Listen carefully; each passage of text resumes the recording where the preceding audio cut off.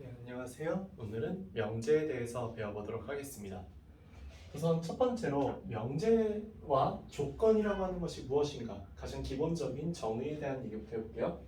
명제라고 하는 것은요, 참, 거짓을 판별할 수 있는 문장이나 식을 의미해요. 그러니까 이 참, 거짓을 분명하게 판별할 수 있으려면은 명확한 어떤 기준이 있어야만 하겠죠? 이 명확한 기준이 있어야만 참 거짓이라고 판별할 수 있기 때문에 뭐 아름답다 또는 뭐 향기가 좋다 이런 것처럼 가치 판단적인 요소들은 무조건 빼야 돼요.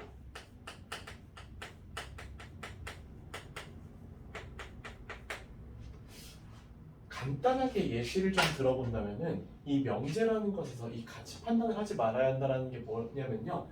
1에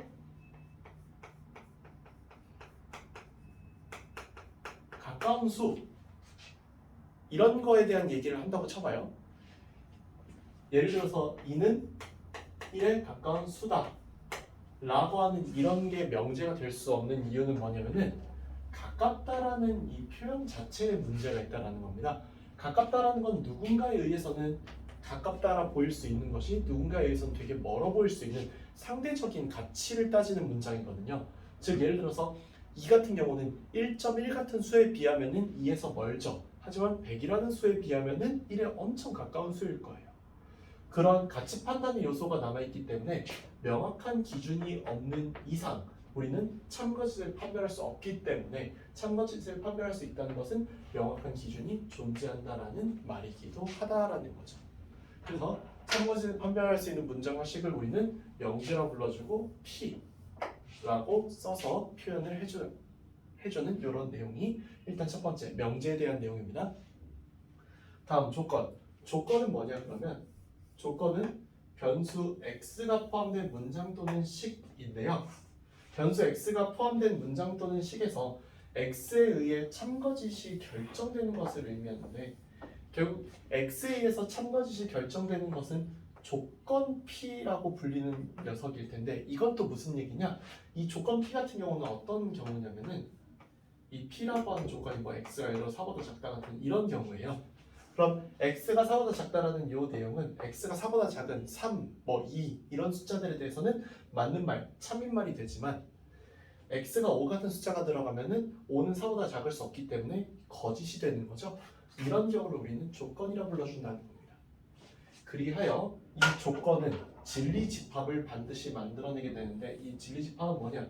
조건에 부합하는 x값들의 집합이라는 뜻으로서 여기 있는 요 x가 4보다 작다라고 하는 것은 뭐 3, 2 같은 이런 숫자들을 모아놓는 집합으로 집합이 만들어지고 그 집합은 진리집합 P라고 불러줄 때 x가 P에 관련된 x여야 한다라는 거죠. 그래서 여기 있는 명제, 조건, 그리고 진리집합까지 얘기를 했고 우리 과거에 집합 배웠을 때 생각해 보면은 조건 PQ 어디서 많이 들어본 용어일 거다라는 겁니다. 바로 뭐냐? P 또는 Q라고 하는 요 조건끼리의 이 우리 이거 나중에 논리 합이라고 부를 거예요. 나중에 언젠가 그렇게 배우는 때가 올 겁니다. 또 반대로 얘는 논리 곱이라고 부르는 때가 올 건데 그건 나중에 대학교 가면은 배우시게 될 테니까 그건 그때 가서 얘기하고 지금은 P 또는 Q라고 하는 명제 P 그리고 Q라고 하는 명제로만 보고서 얘기를 한다면은 진리집합이라고 하는 것은 P 합집합 Q라고 불러주는 요 진리집합으로 연결되는 요소다. 그래서 우리 집합에서 배울 때 X가 어떠한 집합에 이렇게 속해 있었다. 이런 표현 많이 썼었죠. 그래서 여기 또는이라는 표현을 왜 썼다? 여기 있는 이 또는과 관련성이 있는 표현이다 라고 생각해 주시면 좋을 것 같아요. 반대로 여기 있는 P 그리고 Q는 진리집합이 P 교집합 Q로 나온다고 했죠? 그래서 얘는 뭐다? 얘 같은 경우는 X가 P에 속해 있다. and 그리고 x가 q에 속해 있다. 이런 식으로 표현할 때 많이 썼었죠. 그래서 우리는 여기 있는 진리집합이라고 하는 내용이 이런 내용을 쓰는 거다라고 알아두시면 좋을 것 같습니다. 여기까지 해서 이제 우리는 명제와 조건에 대해서 배웠는데 명제와 조건을 부정하는 것도 있습니다. 이 부정이라고 하는 것은요, 그냥 말 그대로 내용을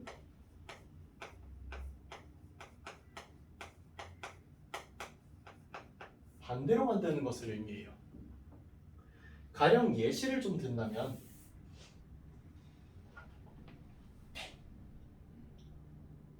예를 들어서 키가 170cm 이상이다 라는 말을 부정하면 어떻게 나온다? 키가 170cm 미만이다 이런 식으로 말이 바뀌는 것처럼 부정이라는 말은 해당한 표현을 반대로 완전히 뒤집어 버리는 것을 의미합니다. 반대로 완전히 뒤집어 버리기 때문에 이 반대로 뒤집어 버리는 이 녀석은 그동안 명제 P가 만약 참이었다면 그 참인 명제를 거짓으로 바꾸게 되고요. 거꾸로 명제 P가 거짓이었다면 그 거짓을 부정하게 되면 참으로 바꿔버리는 완전히 명제의 참거짓이 뒤바뀌는 결과를 불러와요. 그럴 때 우리는 부정한 명사를 우리는 명제 not P 여기 있는 물결 표시를 이용해서 표현을 해주더라라는 겁니다. 다음 조건 P에 대해서 부정을 하면은 당연히 얘는 조건 not P라고 나오게 되는데 이 조건 not P는 또 그럼 뭐냐? 조건 P의 진리집합이 만약에 P라고 한다면 이 P라고 하는 진리집합이라고 한다면요 조건 not P의 진리집합은 P의 여집합이라고 부를 수 있는 이런 관계였다라는 거죠. 따라서 여기 있는 전체 집합을 기준으로 여기 있는 P와 여기 반대쪽에 있는 이 바깥쪽의 P의 여집합 이 둘이 서로 무슨 관계다? 부정관계다 라고 부를 수 있다라는 거죠.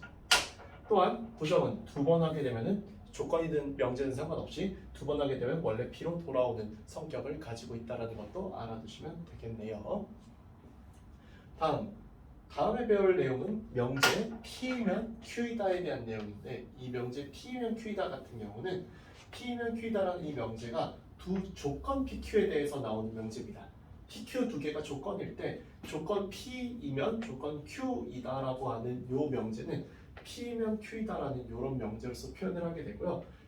이때 이 조건 P는 가정, 조건 Q는 결론이라고 불러주기로 약속을 할 거예요.